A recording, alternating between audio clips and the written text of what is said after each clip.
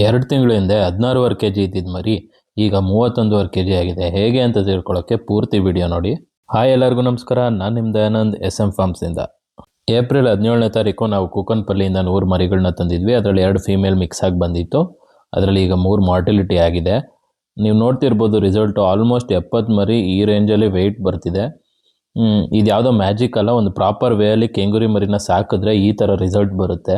ನಾನು ಹಿಂದಿನ ಕೆಂಗುರಿ ಫ್ಯಾಟ್ನಿಂಗ್ ಸೀರೀಸಲ್ಲಿ ಮರಿ ಹೇಗೆ ಸೆಲೆಕ್ಷನ್ ಮಾಡಬೇಕು, ಪ್ರೈಸ್ ಎಷ್ಟಾಗುತ್ತೆ, ಫೀಡ್ ಖರ್ಚೇನು ಎಲ್ಲ ಡೀಟೇಲ್ಸು ಹಾಕಿದ್ದೀನಿ. ಹೋಗಿ ಒಂದ್ಸಲಿ ಚೆಕ್ ಮಾಡ್ಕೊಂಬನ್ನಿ.